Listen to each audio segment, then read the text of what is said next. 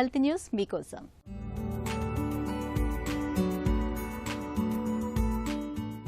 మనం నిత్యం అత్యంత నిర్లక్ష్యంగా వాడిపారేసే ప్లాస్టిక్ బాటిళ్లు, కవర్లు ఇప్పుడు నేరుగా మన ప్రాణాలకే ముప్పుగా మారుతున్నాయని ఇటలీకి చెందిన శాస్త్రవేత్తలు హెచ్చరిస్తున్నారు.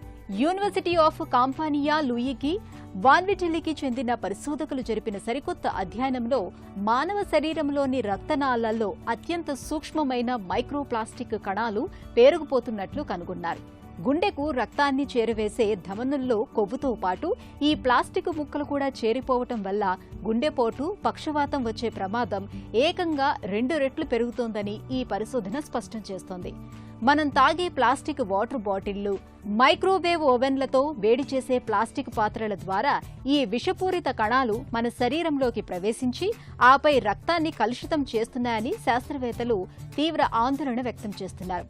ఈ మైక్రోప్లాస్టిక్స్ కణాలు రక్తనాళాల్లో తీవ్రమైన వాపును కలిగించి రక్తం గడ్డకట్టేలా చేస్తాయి.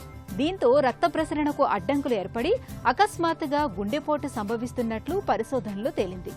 ప్లాస్టిక్తో పర్యావరణ కాలుష్యమే కాదు, మన ప్రాణాలకు ముప్పుగా మారుతుందని శాస్త్రవేత్తలు హెచ్చరిస్తున్నారు. ఇప్పటికైనా మించిపోయింది లేదు.